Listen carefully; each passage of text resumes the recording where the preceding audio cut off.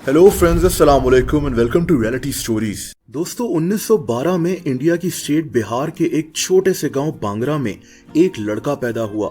इसका असल नाम मिथिलेश कुमार श्रीवास्तव था, लेकिन आज लोग इसे नटवर लाल के नाम से पहचानते हैं। ये लड़का बचपन से ही बहुत होशियार था। स्कूल में इसकी लिखाई इतनी अच्छी थी कि ये दूसरों के दस्तखत बिल्कुल वैसे ही बना लेता था। शुरू में लोग इस बात को एक हुनर समझते थे, लेकिन आहिस्ता आहिस्ता ये हुनर इस लड़के के लिए जुर्म की दुनिया का दरवाजा बन गया। दोस्तों, एक दिन नटवर लाल को इसके एक पड़ोसी ने अपने बैंक ड्राफ्ट डिपॉजिट करवाने भेजा, लेकिन नटवर लाल ने अपने पड़ोसी के जाली दस्तखत कर लिए और इसके अकाउंट से 1000 रुपए निकलवा लिए। उस दौर में ये कितनी बड़ी रकम थी आप जानते हैं। इसके बाद नटवर लाल इंडिया के शहर कलकत्ता फरार हो गया।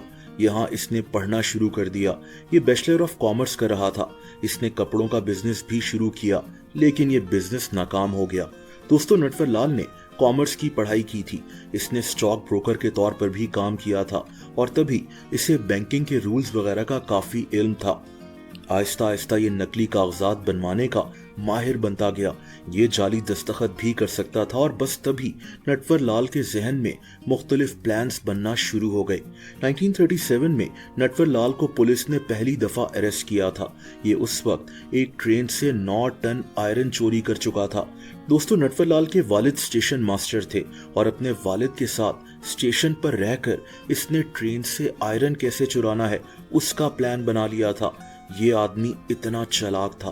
खैर, जेल से रिहाई के बाद नटवर लाल ने फैसला कर लिया कि ये अब चोरी नहीं करेगा, बल्कि ये लोगों को धोखा देकर उनके पैसे लूटेगा। ये लोगों को देखकर इनकी कमजोरी समझ लेता था और फिर इसी कमजोरी को अपने फायदे के लिए इस्तेमाल करता था। दोस्तों, मिथिलेश अब झूठे नाम इस्तेमाल करना शुरू हो गया।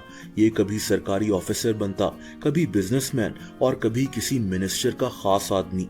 आखिर में लोग इसे नटवर लाल के नाम से जानने लगे, जो कि एक फर्जी नाम था।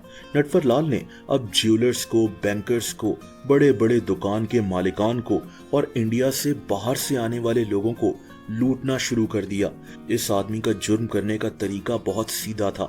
इसका मानना था कि अगर आदमी को यकीन दिला दो कि इसे बहुत बड़ा मुनाफा मिलने वाला है, तो वो खुद धोखे का शिकार बन जाता है। दोस्तों, एक दिन नटवर लाल ने सोचा कि अगर ये छोटे मोटे धोखे कर सकता है, तो क्यों ना कुछ ऐसा करे जो दुनिया को हैरान कर दे। उस वक्त दुनिया भर से लोग इंडिया के शहर आगरा में ताजमहल देखने आते थे, जो कि दुनिया के अजूबों में से एक था, और इसी बात का फायदा नटवर लाल ने उठाया। दोस्तों, नटवर लाल ने महीनों तक इसके लिए तैयारी की।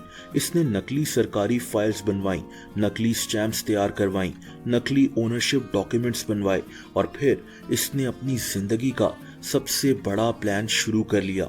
दोस्तों, ये 1950s या 60s की बात थी, जब एक अमीर बिजनेसमैन यूरोप से इंडिया आया हुआ था। इसकी ख्वाहिश थी कि इंडिया में कोई बड़ी इन्वेस्टमेंट करे और तभी इसकी मुलाकात नटवर लाल से हो गई। नटवर लाल ने तभी प्लान बना लिया था कि ये इस आदमी को लूटेगा। नटवर लाल ने इससे अपना तारुफ एक सीनियर गवर्नमेंट ऑफिसर के तौर पर करवाया। इसने इस बिजनेसमैन को कहा कि गवर्नमेंट कुछ खास हिस्टोरिकल प्रॉपर्टीज को प्राइवेट इन्वेस्टर्स को ट्रांसफर करना चाह रही है। ये बहुत सीक्रेट प्रोजेक्ट है। ये बात सुनकर ये बिजनेसमैन बहुत खुश हो गया। दोस्तों, नटवर लाल इससे एक महंगे होटल में मीटिंग्स करता था ताकि इसको यकीन दिला सके कि ये एक बहुत बड़ा सरकारी ऑफिसर है। ये हर मीटिंग में ऐसे सरकारी डॉक्यूमेंट्स दिखाता जो बिल्कुल असली लगते थे। और एक मीटिंग में नटवर लाल ने इस बिजनेसमैन को एक ऐसी बात बताई जो हैरानकुन थी। इसने कहा कि इंडियन गवर्नमेंट ताजमहल को बेच रही है। इसने कहा कि गवर्नमेंट ने फैसला कर लिया है कि ताजमहल की मैनेजमेंट और ओनरशिप राइट्स प्राइवेट सेक्टर को दे दिए जाएं। दोस्तों, ये बिजनेसमैन हैरान रह गया। इसने पूछा कि क्या मैं इस प्रोजेक्ट का हिस्सा बन सकता हूँ। नटवर लाल मुस्कुराया। इसने कहा कि हाँ, लेकिन बहुत से लोग इस डील के लिए कोशिश कर रहे हैं। अब ये बिजनेसमैन खुद ताजमहल को हासिल करने के लिए बेचैन हो गया। दोस्तों, अगले कई हफ्तों तक इन दोनों की मीटिंग्स चलती रहीं। ये बिजनेसमैन नटवर लाल की बातों में फंस चुका था।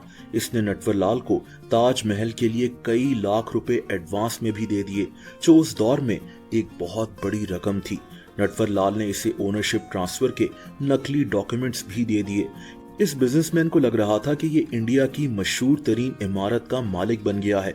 लेकिन दोस्तों, कुछ दिनों के बाद जब ये बिजनेसमैन एक सरकारी दफ्तर पहुंचा और इसने ताजमहल का मुतालबा किया तो वो सरकारी ऑफिसर्स इसकी बात सुनकर हंसने लगे और तब पता चला कि इस आदमी के साथ कितना बड़ा फ्रॉड हो गया है। लेकिन अब क्या फायदा, नटवरलाल गायब हो चुका था।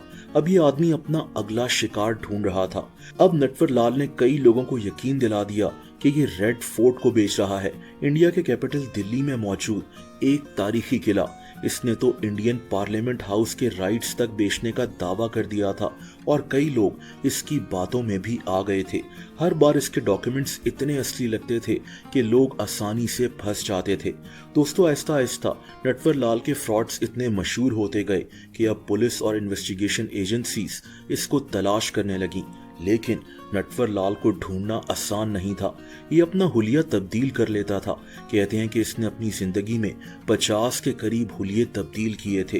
लेकिन दोस्तों, पुलिस ने आखिरकार इसको अरेस्ट कर लिया। कहते हैं कि इसे ट्रेन के जरिए एक शहर से दूसरे शहर ले जाया जा रहा था। लेकिन नटवरलाल ने सफर के दौरान इन पुलिस ऑफिसर्स का भरोसा जीत लिया। इसने इनके साथ गपशप लगाई और ऑफिसर्स इससे नरमी से पेश आने लगे और बस फिर मौका मिलते ही नटवरलाल ट्रेन से गायब हो गया। इसकी जिंदगी में इसको 9 से 10 दफा अरेस्ट किया जा चुका था, लेकिन हर दफा नटवरलाल फरार हो जाता था। एक दफा तो नटवरलाल इंडिया के शहर कानपुर की एक जेल में था और ये वहां से एक पुलिस यूनिफॉर्म पहनकर बड़ी आसानी से बाहर निकल गया। दोस्तों, कहते हैं कि इसके अपने गांव बांगरा में लोग इसे बहुत अच्छा समझते थे। कहते हैं कि ये वहां गरीब लोगों में पैसे भी तकसीम करता था, लोगों को खाना खिलाता था। तभी लोग इसको रॉबिन हुड समझते थे। इनको लगता था कि नटवरलाल सिर्फ अमीर लोगों को टारगेट करता है। लेकिन जाहिर सी बात है कि फ्रॉड तो फ्रॉड होता है। नटवरलाल गलत था, लेकिन इसके गांव के लोग ऐसा नहीं समझते थे। दोस्तों, 1996 में नटवरलाल को आखिरी दफा अरेस्ट किया गया था। इस पर कई मुकदमात बने हुए थे और तब इसको 113 साल जेल की सजा हो चुकी थी, यानी उम्र कैद की सजा। ये व्हील चेयर पर था, लेकिन ये तब भी पुलिस की हिरासत से फरार हो गया। इसको आखिरी दफा तभी देखा गया था। इसको उस वक्त ट्रेन के जरिए इलाज के लिए एक दूसरे शहर ले जाया जा रहा था। इस आदमी की मौत कब हुई, ये भी एक मुअम्मा है। इसकी फैमिली कहती है कि नटवरलाल की मौत इसी साल यानी 1996 में हो गई थी। लेकिन 2009 में नटवरलाल के एक वकील ने दावा किया था कि इसकी मौत 2009 में हुई है। बहरहाल इसको इंडिया की तारीख का सबसे बड़ा कॉनमैन कहा जाता है।